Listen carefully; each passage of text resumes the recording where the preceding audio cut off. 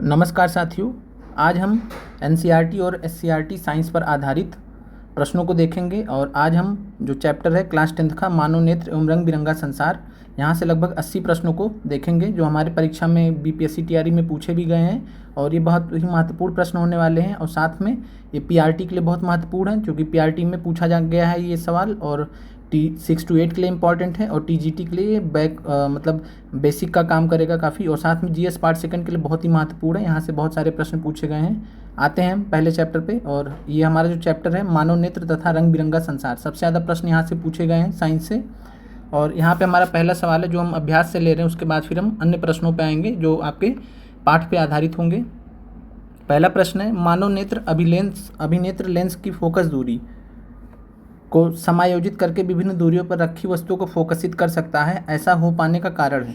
तो ऐसा हो पाने का जो कारण होता है वह होता है समंजन को हम एकोमोडेशन बोलते हैं, एकोमोडेशन। और इसके वजह से जो है, जो हमारी आई होती है, आँख होती है, वो फोकल लेंस को जो है विभिन्न प्रकार की जो फोकल लेंस होती हैं उसको जो है समायोजित कर लेती है, एडजस्ट कर लेती है। तो ये आप ध्यान रखिएगा, समंजन इसका आंसर हो जाएगा। आगे बढ़ते हैं, मानव नेत्र जिस भाग पर किसी वस्तु का प्रतिबिंब बनाते हैं। तो आप इस प्रश्न का आंसर जानते हैं, कई बार टीआरई में पूछा गया है, और इसका आंसर हो जाएगा आपका दृष्टिपटल। और इसका आंसर हो जाएगा आपका दृष्टिपटल। दृष्टिपटल को रेटिना भी कहते हैं, तो ये आप ध्यान रखिएगा। और जो है यहाँ से आपको जो है रेटिना, दृष्टिपटल की जगह पे रेटिना भी लिख के आ सकता है, तो ये ध्यान रखिएगा। दृष्टिपटल या रेटिना एक ही चीज़ है, इंग्लिश में इसको रेटिना बोलते हैं। तो मानव नेत्र जो है किस भाग पे वस्तु का प्रतिबिंब बनाता है, दृष्टिपटल या रेटिना पे। आगे बढ़ते हैं, फिर सामान्य दृष्टि के वयस्क के लिए सुस्पष्ट दर्शन की अल्पतम दूरी क्या होती है। तो लिस्ट नॉर्मल जो विज़न होता है, तो यहाँ पे आपका जो least distance of distinct vision पूछा है, जो अल्पतम दूरी होती है सुस्पष्ट दर्शन के लिए, वह कितनी होती है। तो आप सभी लोग इसका आंसर जानते हैं, 25 सेंटीमीटर। और अगर यहाँ पे आपसे पूछें कि अधिकतम दूरी क्या होगी, मैक्सिमम दूरी क्या होगी जो आँख हमारी देख सकती है, तो उसका आंसर हो जाएगा अनंत। तो ये ध्यान रखिएगा, अनंत हो जाएगा, इन्फिनिटी हो जाएगा अगर मैक्सिमम दूरी की बात आएगी, ये ध्यान रखिएगा। आगे बढ़ते हैं, अभिनेत्र लेंस की फोकस दूरी में परिवर्तन किया जाता है। तो यह बहुत ही जो है महत्वपूर्ण प्रश्न है, ध्यान रखिएगा। अभिनेत्र लेंस की जो फोकस दूरी होती है, फोकल लेंथ में जो चेंज होता है, वो किसके वजह से होता है, तो पश्चमाभी पेशियों द्वारा। यहाँ पश्चमाभी पेशियाँ होना चाहिए था, पश्चमाभी पेशियों द्वारा। और इसको इंग्लिश में सीलियरी मसल्स बोलते हैं, तो ध्यान रखिएगा, बहुत ही महत्वपूर्ण है, सीलियरी मसल्स। और जो चेंज होता है फोकल लेंथ में, वो किसके द्वारा होता है, तो सीलियरी मसल्स के द्वारा या पश्चमाभी पेशियों के द्वारा। आगे बढ़ते हैं, प्रश्नों पे आते हैं। तो प्रश्न आपका है, मानव नेत्र के किस भाग पर किसी वस्तु का प्रतिबिंब बनाते हैं। तो आपका आंसर हो जाएगा रेटिना या दृष्टिपटल, हम डिस्कस कर चुके हैं। फिर आगे बढ़ते हैं, तारों के टिमटिमाने की व्याख्या किस सिद्धांत पर आधारित है। तो तारों के टिमटिमाने की जो व्याख्या है वो अपवर्तन के सिद्धांत पर आधारित होती है, लेकिन यहाँ पे आपको ध्यान रखना वायुमंडलीय अपवर्तन, ये ज़्यादा बेहतर है। ये प्रश्न पूछा गया था 15 मार्च को। तो वायुमंडलीय अपवर्तन, जिसको एटमॉस्फेरिक रिफ्रैक्शन बोलते हैं इंग्लिश में, तो एटमॉस्फेरिक रिफ्रैक्शन, तो ये ध्यान रखिएगा। और ये जो आपके सारे प्रश्न हैं आपके एनसीईआरटी और एससीईआरटी से ही लिए गए हैं, तो ये बहुत ही महत्वपूर्ण है, इस चीज़ को ध्यान रखिएगा। और साथ में प्लेलिस्ट जरूर देख लीजिएगा, और प्लेलिस्ट में आपको जो है कई सारे वहाँ पे आपको 2000 PIQs की प्लेलिस्ट है पीआरटी वालों के लिए, और साथ में जो जीएस पार्ट सेकंड वाले हैं उनके लिए भी प्लेलिस्ट है। और आप वैसे नॉर्मल प्लेलिस्ट में जाके 6 to 8 वाले साइंस वाले अपना देख सकते हैं। तो यहाँ पर अगला प्रश्न है, नेत्र लेंस की फोकस दूरी अधिक हो जाने पर कौन सा दृष्टि दोष होता है। तो जब नेत्र लेंस की फोकस दूरी अधिक हो जाती है, तो उस केस में जो है दूरदृष्टि दोष होता है। और दूरदृष्टि दोष को हम क्या बोलते हैं, तो इसको बोलते हैं हाइपरमेट्रोपिया। हाइपरमेट्रोपिया, और हाइपरमेट्रोपिया में नेत्र लेंस की फोकस दूरी अधिक हो जाती है, और इसी का अपोजिट उल्टा क्या हो जाएगा, निकट दृष्टि दोष। फिर आते हैं, नेत्र में किसी वस्तु का बना प्रतिबिंब होता है। बहुत ही जो है बेसिक सवाल है, पूछा जा सकता है। तो नेत्र में किसी वस्तु का जो प्रतिबिंब बनता है वह कैसा बनता है, तो वास्तविक, उल्टा और छोटा। तो ध्यान रखिएगा, वास्तविक, उल्टा और छोटा बनता है। आगे बढ़ते हैं, जो नेत्र निकट स्थित वस्तु को स्पष्ट नहीं देख पाता उस नेत्र में होता है। तो जो नेत्र निकट वस्तु को नहीं देख पाता है तो उसमें क्या होता है, तो उसमें दूरदृष्टि दोष होता है। तो आप नाम से समझ जाइए, अगर दूरदृष्टि दोष है तो दूर का देख पाएगा और नज़दीक का नहीं देख पाएगा, यानी निकट का नहीं देख पाएगा, निकट का नहीं देख पाएगा। अगर दूर दृष्टि दोष है तो दूर का देख पाएगा, निकट का नहीं देख पाएगा। तो आंसर हो जाएगा दूर दृष्टि दोष। ऐसे ही निकट दृष्टि दोष में क्या हो जाएगा, निकट का देख पाएगा लेकिन दूर का नहीं देख पाएगा। तो जस्ट इसका अपोजिट है, तो यहाँ आंसर हो जाएगा दूरदृष्टि दोष। आगे बढ़ते हैं। श्वेत प्रकाश की किरण जब किसी प्रिज्म से होकर गुजरती है तब जो रंग वर्ण सबसे अधिक विचलित होता है वह कौन सा होता है? तो यहाँ प्रश्न आपने टीआरई में देखा है, तो इसका आंसर है बैगनी, वायलेट सबसे अधिक विचलित होता है, और लाल जो है सबसे कम विचलित होता है। ध्यान रखिएगा, सबसे कम विचलित होता है। और अगर बैगनी आंसर ना दिया हो विकल्प में और नीला दिया हो तो आप नीला लगा सकते हैं, क्योंकि जब प्रश्न दिया जाता है तो दिए गए विकल्पों में से आपको देखना रहता है। तो सबसे ज़्यादा विचलित कौन होता है? बैगनी, और सबसे कम विचलित होता है लाल। आगे बढ़ते हैं।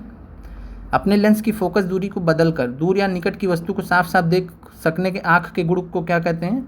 तो इसको बोलते हैं समंजन क्षमता, एकोमोडेटिंग पावर या एकोमोडेशन एबिलिटी। ठीक है, तो एकोमोडेशन एबिलिटी बोलते हैं इसको इंग्लिश में। समंजन क्षमता, जो हमने पहला प्रश्न देखा था एनसीईआरटी का एक्सरसाइज का। फिर है जरा दूरदर्शिता से पीड़ित व्यक्ति का उपचार किस प्रकार के लेंस से किया जाता है? तो अगर हम बात करें जरा दूरदर्शिता से जो पीड़ित व्यक्ति होते हैं उनका उपचार जो है बाईफोकल लेंस से किया जाता है, और बाईफोकल को जो है द्विफोकसी भी कहते हैं। तो द्विफोकसी, तो ध्यान रखिएगा द्विफोकसी लेंस, और इसमें जो है अवतल और उत्तल लेंस दोनों होते हैं, अवतल एवं उत्तल लेंस दोनों होते हैं। तो ये ध्यान रखिएगा उत्तल लेंस दोनों होते हैं, और यह जो है ज़्यादा सामान्यता जो है वृद्धावस्था में होता है। फिर आगे बढ़ते हैं। एक स्वस्थ मानव नेत्र के लिए निकट एवं दूर बिंदु क्रमशः होते हैं। तो निकट आपने अभी देखा था कि 25 सेंटीमीटर होता है, और दूर बिंदु क्या होता है? अनंत होता है। इसके बारे में भी हमने डिस्कस किया था। फिर आगे बढ़ते हैं। विभिन्न दूरियों पर की वस्तुओं के प्रतिबिंब को फोकस करने के लिए आँख के लेंस की फोकस दूरी परिवर्तित होती है। तो ये भी इसका आंसर हो जाएगा सीलियरी पेशियों द्वारा, जिसको पश्चिमाभि पेशियाँ भी कहते हैं हिंदी में। तो विभिन्न दूरियों पर की वस्तुओं के प्रतिबिंब को फोकस करने के लिए आँख के लेंस की फोकस दूरी परिवर्तित होती है, तो सीलियरी मसल्स द्वारा। आगे बढ़ते हैं। जो नेत्र दूर स्थित वस्तु को स्पष्ट नहीं देख पाता है उस नेत्र में क्या होता है? तो वही इससे उल्टा प्रश्न आपका दूर दृष्टि दोष का आया था, यहाँ पे निकट दृष्टि दोष का आया है। तो निकट दृष्टि दोष में क्या होता है? नज़दीक का निकट का देख पाता है आँख, लेकिन दूर का नहीं देख पाता है। तो आपका आंसर हो जाएगा निकट दृष्टि दोष। फिर आगे बढ़ते हैं। किस दृष्टि दोष में किसी वस्तु का प्रतिबिंब रेटिना के आगे बनता है? तो यह भी महत्वपूर्ण सवाल है, और अगर यहाँ पे बात करें तो किस वस्तु का प्रतिबिंब रेटिना के आगे किस केस में बनता है? तो निकट दृष्टि दोष में। और रेटिना के पीछे कब बनता है? तो दूरदृष्टि दोष में। तो इसी का जस्ट उल्टा है, प्रतिबिंब जो है वस्तु का प्रतिबिंब रेटिना के पीछे कब बनेगा? तो दूरदृष्टि दोष में। तो ये ध्यान रखिएगा, रेटिना के पीछे बनता है। और ये सब आपका एनसीईआरटी में लाइन बाय लाइन दिया गया है, आप वहाँ से भी जाके देख सकते हैं, या इस समय आप अपने सामने एनसीईआरटी की बुक रख के भी आप इन प्रश्नों को कर सकते हैं। तो आपको ज़्यादा जो है सरल भी लगेगा, और साथ में आपको हर एक पॉइंट वहाँ पे मिल भी जाएगा। फिर है नेत्र की समंजन क्षमता। और साथ में अगर आपको ये क्लास अच्छी लग रही हो तो आप कमेंट करके ज़रूर बताइए, ताकि हम आगे भी आपके लिए ऐसी क्लासेस लेके आएँ। क्योंकि कमेंट्स बहुत कम होते हैं, तो इस वजह से हमें सही फीडबैक नहीं मिल पाता है कि आप लोग का जो है मतलब मन कैसा है, आप लोग को अच्छा लग रहा है नहीं लग रहा है। तो आप लोग कमेंट जरूर कीजिए। फिर आगे बढ़ते हैं। अगला प्रश्न है, नेत्र की समंजन क्षमता कम हो जाने से उत्पन्न होता है। तो नेत्र की जो समंजन क्षमता होती है, एकोमोडेटिंग एबिलिटी होती है, जब वो कम हो जाती है तो उससे क्या होता है? तो जरा दृष्टि दोष। तो ये भी आपका एनसीईआरटी में दिया गया है, तो आप ये ध्यान रखिएगा। फिर आगे बढ़ते हैं। चंद्रमा पर खड़े अंतरिक्ष यात्री को आकाश प्रतीत होता है। तो आप सभी को पता है कि चंद्रमा पर खड़े अंतरिक्ष यात्री को आकाश काला दिखाई देता है, ब्लैक दिखाई देता है। आगे बढ़ते हैं। श्वेत रंग किन रंगों के मेल से बना है? तो श्वेत रंग की बात करें, वाइट कलर, तो वाइट कलर जो है ये 7 कलर से मिलके बना है, जिनको हम बिबग्योर बोलते हैं शॉर्ट में, बिबग्योर। ये आपके जो 3 और 4 7 कलर हैं, वायलेट से लेकर रेड तक। अगला है, दृश्य प्रकाश में किस वर्ण का तरंग दैर्घ्य अधिकतम होता है? तो तरंग दैर्घ्य की जब बात आएगी अधिकतम, तो आपका आंसर हो जाएगा लाल। और सबसे कम की जब बात आएगी तो तरंग दैर्घ्य सबसे कम, बैगनी का सबसे कम। फिर आगे बढ़ते हैं। इंद्रधनुष का बनना किस परिघटना पर आधारित है? तो इंद्रधनुष का जो बनना होता है वो किस परिघटना पर आधारित होता है? तो प्रकाश का वर्ण विक्षेपण, और इसको जो है क्या बोलते हैं? तो डिस्पर्सन ऑफ लाइट। ये ध्यान रखिएगा, डिस्पर्सन ऑफ लाइट से जो है बनता है। और साथ में जो है आंतरिक, और साथ में जो है रिफ्लेक्शन ऑफ लाइट, आंतरिक परावर्तन से जो है हमें जो है 7 कलर्स दिखाई पड़ते हैं, विभिन्न कलर दिखाई पड़ते हैं रेनबो में। तो डिस्पर्सन ऑफ लाइट, जिसको प्रकाश का वर्ण विक्षेपण कहते हैं, और साथ में रिफ्लेक्शन ऑफ लाइट भी यहाँ इन्वॉल्व होता है, प्रकाश का परावर्तन। आगे बढ़ते हैं। जो नेत्र निकट वस्तु को साफ नहीं देख सकता है उस नेत्र में होता है। तो फिर से आपका आंसर है दूरदृष्टि दोष। फिर है, किसी कोलाइडी विलयन में निलंबित कणों से प्रकाश के प्रकीर्णन को क्या कहा जाता है? तो यहाँ प्रश्न जो है महत्वपूर्ण ऐसे प्रश्न जो है पूछे गए हैं। तो जो कोलाइडल सॉल्यूशंस में प्रकाश का प्रकीर्णन होता है उसको हम क्या बोलते हैं, टिंडल इफेक्ट, टिंडल प्रभाव। आगे बढ़ते हैं, सामान्य मानव नेत्र को दूरबिंदु, तो दूरबिंदु की हमने बात की, अनंत पे होता है। आगे बढ़ते हैं, निकट दृष्टि दोष वाले व्यक्ति के चश्मों में होता है, तो निकट दृष्टि दोष जिसको होता है उसमें अवतल लेंस होता है, जिसको हम क्या बोलते हैं, तो कॉनकेव लेंस, कॉनकेव लेंस, अवतल लेंस यानी कॉनकेव लेंस निकट दृष्टि दोष में, और उत्तल लेंस जो है किस में होता है, तो दूर दृष्टि दोष में होता है, जस्ट इसका अपोजिट।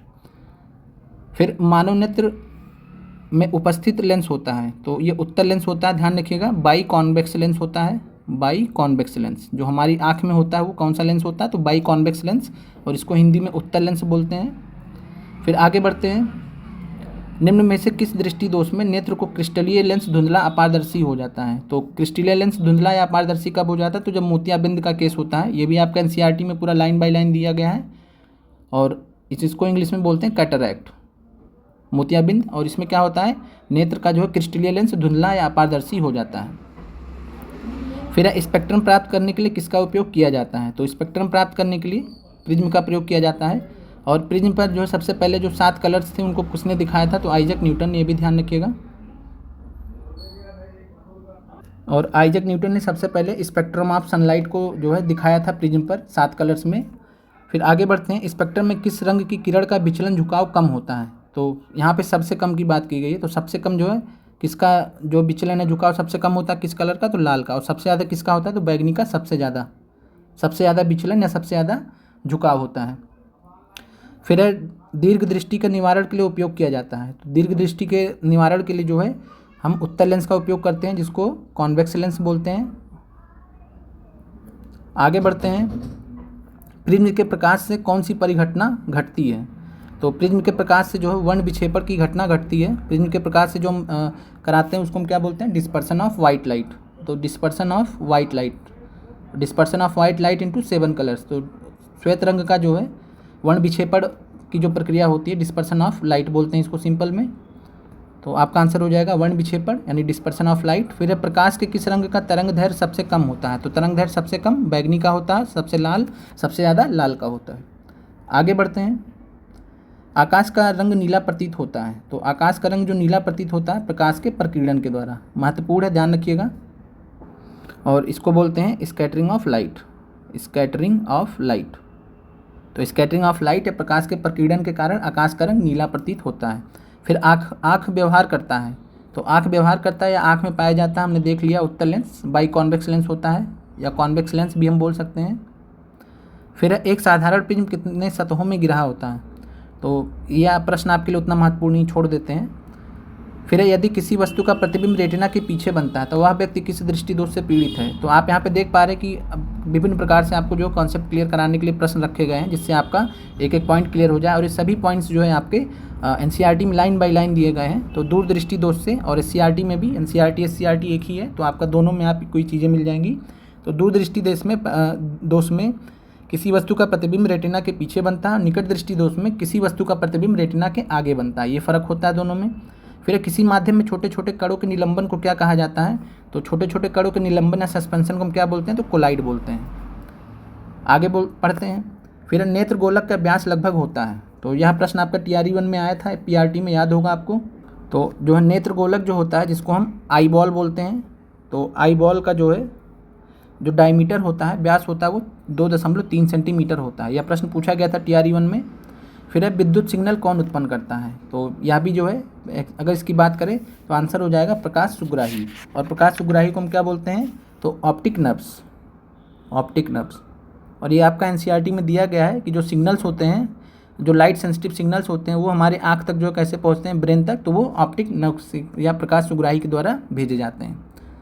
फिर आपका अगला प्रश्न है, सिग्नलों की व्याख्या कहाँ होती है, तो सिग्नलों की व्याख्या तो ब्रेन से होती है, और ब्रेन से जो है ऑप्टिक नर्व्स जो प्रकाश सुग्राही हैं उनके द्वारा भेजा जाता है। फिर मानव नेत्र में किस प्रकार का लेंस पाया जाता है, तो ये रिपीट हो रहा प्रश्न। पुतली के साइज को नियंत्रित करने वाला गहरा पेशीय डायफ्राम क्या कहलाता है, तो पुतली का साइज को नियंत्रित करने वाला गहरा पेशीय डायफ्राम को हम क्या कहते हैं, तो इसको बोलते हैं परितारिका। आइरिस बोलते हैं। ये भी आपका एनसीईआरटी में दिया गया है और आप वहाँ से जाके देख भी सकते हैं। समय बर्बाद ना हो इसलिए आपको यहाँ पे दिखाया नहीं जा रहा क्योंकि दिया गया है और हमने डिटेल में एनालिसिस भी किया है। वहाँ से एक एक लाइन दी गई है और इंग्लिश में मैं आपको पढ़ के बता भी देता हूँ। Iris is a dark muscular diaphragm that controls the size of प्यूपिल, ठीक है। और प्यूपिल को जो है पुतली बोला जाता है। आगे बढ़ते हैं। आँख की पुतली किस प्रकार कार्य करती है? तो आँख की पुतली जो होती है जिसको हम प्यूपिल बोलते हैं, ये परिवर्ती द्वारक की भांति कार्य करती है। आगे बढ़ते हैं। कॉर्निया के पीछे एक संरचना होती है, उसे क्या कहते हैं? तो कॉर्निया के पीछे जो है संरचना होती है उसे हम क्या कहते हैं? परितारिका, आइरिस बोलते हैं। आगे बढ़ते हैं। निकट दृष्टि दोष उत्पन्न होने का कारण क्या है? तो निकट दृष्टि दोष उत्पन्न होने का कारण क्या होता है? तो अभिनेत्र लेंस की वक्रता बढ़ जाना। तो अभिनेत्र लेंस की वक्रता बढ़ जाना, इसकी वजह से जो है निकट दृष्टि दोष होता है। और साथ में जो आई बॉल जो होता है दो तरीके से हो सकता है। तो आई बॉल जिसको नेत्र गोलक बोलते हैं, तो आई बॉल का जो लंबाई होता है वो बढ़ जाता है। तो जब लंबाई बढ़ जाता है तो उसकी वजह से भी निकट दृष्टि दोष होता है और इसको सही करने के लिए हम जो कॉन्केव लेंस या अवतल लेंस का प्रयोग करते हैं और इसका जस्ट अपोजिट आपका दूरदृष्टि दोष में हो जाता है। फिर निकट दृष्टि दोष को दूर करने के लिए किस लेंस का व्यवहार होता है? तो रिपीट हो रहा प्रश्न आपका, अवतल आंसर हो जाएगा। आँखों में प्रवेश करने वाले प्रकाश की मात्रा को नियंत्रित करता है। तो आँख में जो प्रवेश करने वाले प्रकाश की मात्रा को कौन नियंत्रित करता है? तो परितारिका करता है। तो ध्यान रखिएगा। और परितारिका को क्या बोलते हैं? आइरिस। और अगर हम बात करें इस प्रश्न की, तो अगर एनसीईआरटी में अगर हम देखेंगे तो एनसीईआरटी में आपका जो ये आंसर दिया गया पुतली दिया गया है और चूंकि पुतली को कंट्रोल करता है परितारिका, तो इसलिए आपका यहाँ आंसर परितारिका माना गया। लेकिन अगर देखा जाए ज़्यादा बेस्ट आंसर तो आपका पुतली हो जाएगा जिसको प्यूपिल बोला जाता है। और एनसीईआरटी में दिया भी गया है कि pupil regulates and controls the amount of light entering the eye. तो इस प्रश्न का ज़्यादा बेहतर आंसर हो जाएगा आपका सी हो जाएगा, पुतली, प्यूपिल आँख में प्रवेश करने वाले प्रकाश की मात्रा को नियंत्रित करता है। आगे बढ़ते हैं। और यही अगर क्लास 8 एनसीईआरटी में देखेंगे तो वहाँ पे इस प्रश्न का जो आंसर है वो मतलब जो बुक में दिया गया वो वहाँ परितारिका माना गया, लेकिन क्लास 10 की एनसीईआरटी में आपका प्यूपिल माना गया है। आगे बढ़ते हैं। और हमारे हिसाब से जो पुतली प्यूपिल है यहाँ ज़्यादा बेहतर है। फिर आगे बढ़ते हैं। नेत्र में प्रवेश करने वाले प्रकाश किरणों का अधिकांश अपवर्तन होता है। तो नेत्र में प्रवेश करने वाले प्रकाश किरणों का अधिकांश जो अपवर्तन होता है वो कहाँ होता है? तो कॉर्निया के बाहरी पृष्ठ पे, कॉर्निया के बाहरी पृष्ठ पे, तो ध्यान रखिएगा। फिर मंद प्रकाश में किसकी शिथिलता से पुतली पूर्ण रूप से फैल जाती है? तो मंद प्रकाश में किसकी शिथिलता से पुतली पूर्ण रूप से फैल जाती है? तो परितारिका से। और परितारिका आइरिस जो है ये किसको कंट्रोल करती है? पुतली को। तो आइरिस जो है प्यूपिल को कंट्रोल करती है और परितारिका पे अगर कुछ असर होगा तो उसका असर जो है वो पुतली पे दिखाई पड़ेगा। फिर नेत्र गोलक के गोल होने पर देख पाते हैं। तो नेत्र गोलक के गोल होने पर निकट की वस्तु को देख पाते हैं। ये उतना महत्वपूर्ण नहीं है प्रश्न आपका। आगे बढ़ते हैं। फिर ये प्रश्न आपका कई सारे एग्जाम्स में पूछा गया है कि वस्तु को हटा लेने के बाद नेत्र पटल पर प्रतिबिंब कितने सेकंड तक रह सकता है? तो इसका आंसर है 1/10 सेकंड। आगे बढ़ते हैं। दृष्टि निर्बंध सिद्धांत का उपयोग कहाँ किया जाता है? तो दृष्टि निर्बंध सिद्धांत का उपयोग जो है चलचित्र प्रक्षेपण में किया जाता है। आपके लिए इस चैप्टर के लिए उतना महत्वपूर्ण नहीं है। फिर कॉर्निया के पीछे क्या है जो काले रंग की पेशियों का समुच्चय है? तो कॉर्निया के पीछे हमने देखा था परितारिका होता है, आइरिस होता है जो डायफ्राम की तरह होता है और वो किसको कंट्रोल करता है? तो ये प्यूपिल या पुतली को कंट्रोल करता है।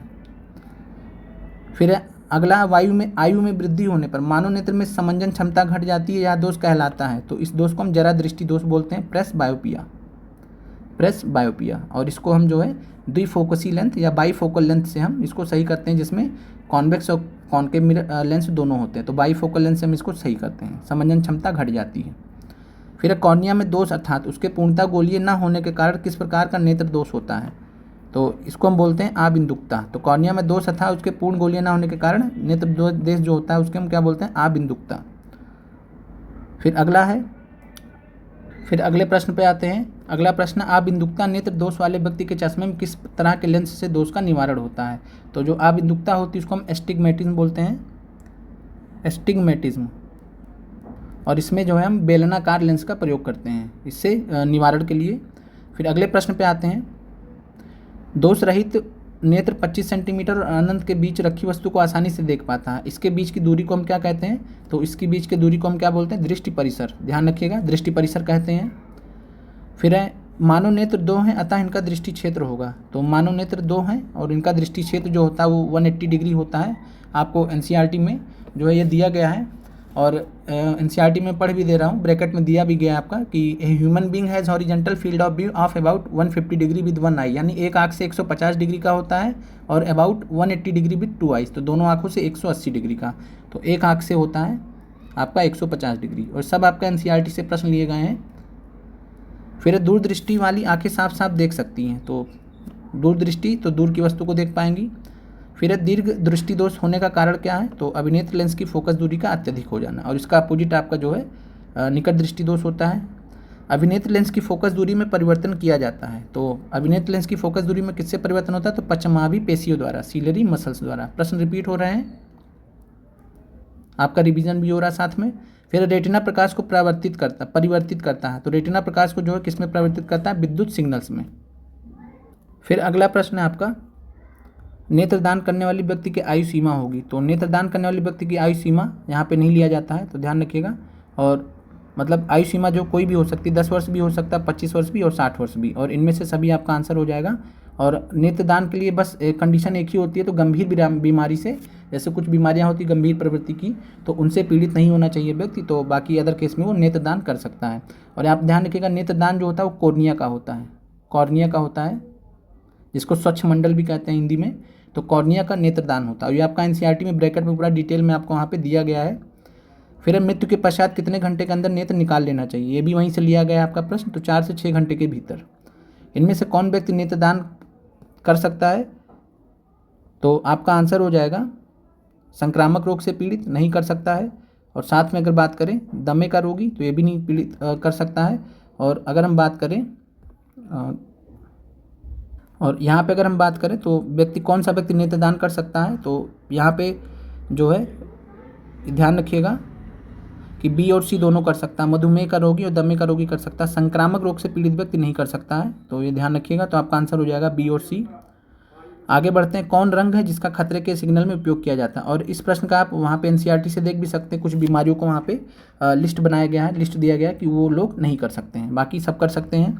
कौन सा रंग जिसके खतरे के सिग्नल में उपयोग होता है, तो आपको पता है लाल रंग का प्रयोग होता है, दूर से दिख जाता है, और इसका जो है कह सकते हैं स्कैटरिंग नहीं होता है, फैलता नहीं है ज़्यादा ये, जबकि नीला रंग बहुत ज़्यादा फैलता है, तो इस वजह से इसका इस्तेमाल नहीं करते, लाल रंग का हम इस्तेमाल करते हैं। फिर प्रश्न, श्वेत प्रकाश जब प्रिज्म से होकर गुजरता है तो जो रंग सबसे अधिक विचलित होता है, तो पता है आपको बैगनी है और सबसे कम लाल। आगे बढ़ते हैं, प्रकाश एक पतली झिल्ली से होकर नेत्र में प्रवेश करता है, उस झिल्ली को क्या कहते हैं, तो उसको बोलते हैं कॉर्निया, जिसको स्वच्छ मंडल भी कहते हैं। और इसके अलावा बात करें तो प्रिज्म से होकर सूर्य का श्वेत प्रकाश गुजरने पर श्वेत प्रकाश 7 रंगों में विच्छेदित हो जाता है, और इसमें लाल रंग के प्रकाश का विचलन, तो लाल रंग के प्रकाश का जो विचलन होता है सबसे कम होता है, तो सभी रंगों से कम होगा, ठीक है। और बैगनी जो है, तो बैगनी से तो सभी कम होंगे।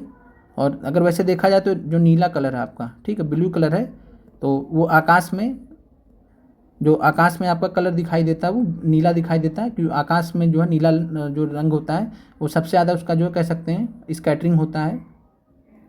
फिर आगे बढ़ते हैं, और यहाँ पे लाल रंग का प्रकाश का विचलन सभी रंगों से कम होगा, सबसे कम होगा। फिर आगे बढ़ते हैं, सूर्योदय और सूर्यास्त के समय का सूर्य का गोला दिखता है, तो चपटा दिखता है, और यहाँ भी प्रश्न आपका एनसीईआरटी से लिया गया है। तो सूर्योदय और सूर्यास्त के समय सूर्य का जो गोला दिखता है वो कैसा दिखता है, चपटा दिखता है। अगर मैं इंग्लिश में इसको पढ़ूँ तो apparent flattening of sun's disc, तो एपरेंट फ्लैटनिंग को चपटा बोलते हैं, फ्लैटन जो रहता है, फ्लैटनिंग ऑफ सन्स डिस्क, तो सन्स डिस्क यानी सूर्य का जो गोला होता है वह चपटा दिखाई देता है सूर्योदय और सूर्यास्त के समय। फिर कांच का अपवर्तनांक किस वर्ण के लिए अधिकतम है, तो जो कांच का अपवर्तनांक होता है वो बैगनी रंग के लिए सबसे ज़्यादा होता है, और इसीलिए बैगनी रंग सबसे ज़्यादा जो है विचलित भी होता है। फिर आगे बढ़ते हैं, लाल गुलाब को हरे प्रकाश में देखा जाए तो वह कैसा प्रतीत होगा, तो लाल गुलाब को जो है हरे प्रकाश में देखा जाए तो वह काला रंग का प्रतीत होगा। यह प्रश्न आपके लिए इंपॉर्टेंट नहीं है।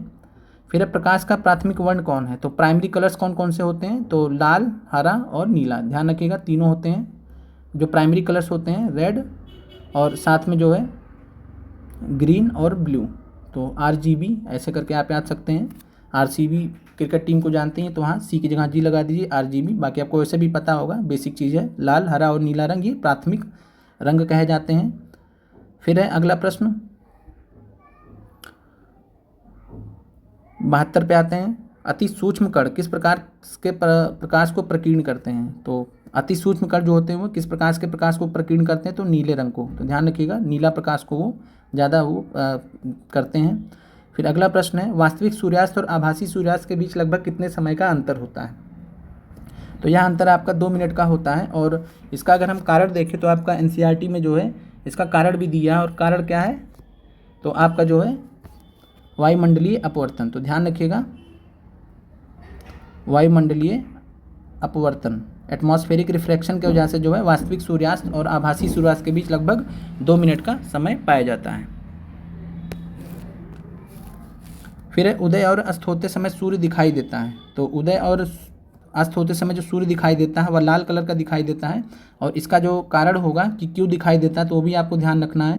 या जो है स्कैटरिंग ऑफ लाइट की वजह से, स्कैटरिंग ऑफ लाइट, प्रकाश का प्रकीर्णन। तो ध्यान रखिएगा, प्रकाश का प्रकीर्णन की वजह से जो सूर्य का कलर होता है वो लाल दिखाई देता है सूर्यास्त, उदय और सूर्यास्त के समय। फिर है एंगस्ट्रॉम का मान क्या होता है? तो 10⁻⁻10 मीटर होता है। 1 एंगस्ट्रॉम बराबर, बेसिक सवाल है। आगे बढ़ते हैं, प्रिज्म से प्रकाश की कौन सी परिघटना घटती है? तो वर्ण विक्षेपण हमने पहले भी देख लिया है, और इसको क्या बोलते हैं? तो डिस्पर्सन ऑफ लाइट। तो डिस्पर्जन ऑफ लाइट। अगला प्रश्न है, नेत्र लेंस की फोकस दूरी अधिक हो जाने पर कौन सा रोग होता है? तो प्रश्न रिपीट हुआ, दूरदृष्टि दोष। फिर अगला प्रश्न है, किस दृष्टि दोष में किसी वस्तु का प्रतिबिंब रेटिना के आगे बनता है? तो ये भी प्रश्न रिपीट हुआ। तो निकट दृष्टि दोष में एक याद कर लीजिए, दूसरा अपने आप ही याद हो जाएगा, जस्ट अपोजिट होता है। तो रेटिना के आगे बनता है निकट दृष्टि दोष में, और दूर दृष्टि दोष में रेटिना के पीछे बनता है वस्तु का प्रतिबिंब। फिर अगला प्रश्न है आपका, नेत्र की संवेदन क्षमता कम हो जाने से क्या उत्पन्न होता है? तो जरा दृष्टि दोष, प्रेसबायोपिया, और इसके बारे में हम डिस्कस कर ही चुके हैं। तारों के टिमटिमाते प्रतीत होने का कारण क्या है? तो वायुमंडलीय अपवर्तन। अब यहाँ पे सही विकल्प दिया गया, वहाँ अपवर्तन ही केवल दिया गया था शुरू में, तो वायुमंडलीय अपवर्तन ज़्यादा बेहतर। यह प्रश्न पूछा गया था आपका टीआरई में। एक प्रिज्म द्वारा श्वेत प्रकाश के स्पेक्ट्रम में वर्ण विक्षेपण जिस घटना के कारण होता है वह घटना कौन सी होती है? तो एक प्रिज्म द्वारा श्वेत प्रकाश के स्पेक्ट्रम में वर्ण विक्षेपण जिस घटना के कारण होती है उसको बोलते हैं अपवर्तन। तो ध्यान रखिएगा, और जिसको हम इंग्लिश में क्या बोलेंगे? Dispersion of light. तो डिस्पर्सन ऑफ वाइट लाइट बोलते हैं इंग्लिश में, और आपका पूरा एनसीईआरटी में दिया भी गया है। तो डिस्पर्सन ऑफ लाइट के कारण जो है ये आपका जो प्रिज्म का जो श्वेत प्रकाश होता है स्पेक्ट्रम में वर्ण विक्षेपण इसी घटना के कारण होता है। और इस प्रश्न को एक बार फिर से देख लेते हैं। तो यहाँ पे पूछा गया कि प्रिज्म द्वारा श्वेत प्रकाश के स्पेक्ट्रम में वर्ण विक्षेपण यानी डिस्पर्सन की जो घटना होती है, डिस्पर्सन से तो होता ही है, जो आपका 7 रंगों में प्रकाश जो है बट जाता है उसको डिस्पर्सन ऑफ लाइट बोलते ही हैं, वर्ण विक्षेपण बोलते हैं। लेकिन जिस घटना के कारण उसको हम क्या बोलते हैं? तो अपवर्तन के कारण होता है। तो ध्यान रखिएगा, रिफ्रैक्शन होता है यहाँ पे। और जब ग्लास प्रिज्म से जब लाइट गुजरती है तो उसका क्या होता है? अपवर्तन होता है। और अपवर्तन जो कोण होता है सभी रंगों का अलग अलग होता है। तो इस वजह से जो आपका कह सकते हैं कि बैगनी रंग है वो सबसे ज़्यादा विचलित होता है, और जो लाल रंग है वो सबसे कम विचलित होता है। और सबका जो अब कोण होता है अपवर्तन कोण वो अलग अलग होता है। तो ये आप ध्यान रखिएगा इस प्रश्न के लिए। है किसी कण पर पड़कर प्रकाश के अंश के विभिन्न दिशाओं में छितराने को क्या बोलते हैं? तो इसको हम क्या बोलते हैं? तो प्रकाश का प्रकीर्णन। और प्रकाश का प्रकीर्णन की बात करें तो आपका आंसर हो जाएगा प्रकाश का प्रकीर्णन, स्कैटरिंग ऑफ लाइट। फिर है सूर्योदय और सूर्यास्त के समय सूर्य लाल दिखाई पड़ता है क्योंकि वायुमंडल के कण तो नीले रंग को बहुत अधिक प्रकीर्णित कर देते हैं। तो और ऑप्शन है कि लाल रंग को बहुत अधिक प्रकीर्णित कर देते हैं। तो आपका सही आंसर इसमें क्या हो जाएगा? तो इस प्रश्न का जो सही आंसर हो जाएगा वह हो जाएगा आपका आंसर सी, नीले रंग को बहुत अधिक प्रकीर्णित कर देते हैं। और इस कॉन्सेप्ट को समझिए कि सूर्योदय और सूर्यास्त के समय जब सूर्य लाल दिखाई पड़ता है, कारण होता है कि लाल रंग सबसे कम प्रकीर्णित होता है। तो लाल रंग की जो स्कैटरिंग होती है वो सबसे कम होती है, तो इसलिए हमें लाल रंग ही दिख पाता है। और जो नीला रंग होता है उसका सबसे अधिक प्रकीर्णन हो जाता है, तो इसलिए जो मतलब कह सकते फैल जाता है तो वो हमें एक दिखता नहीं, और इसलिए हमें सूर्योदय और सूर्यास्त के समय हमें सूर्य लाल दिखाई पड़ता है, क्योंकि लाल रंग का जो प्रकीर्णन होता है वो सबसे कम होता है, इसलिए हमें लाल रंग ही दिख पाता है। तो आपका जो प्रश्न है समाप्त होते हैं, और आप लोग कमेंट करके ज़रूर बताइए कि आपको आज की कक्षा कैसी लगी। और आप कमेंट करेंगे तो हम आगे जो है और अदर चैप्टर्स पे आपको इसी प्रकार के प्रश्न लाने का जो है जल्द से जल्द प्रयास करेंगे। तो आप लोग कमेंट जरूर करिए। मिलते हैं अगले वीडियो में। आप लोग का बहुत बहुत धन्यवाद।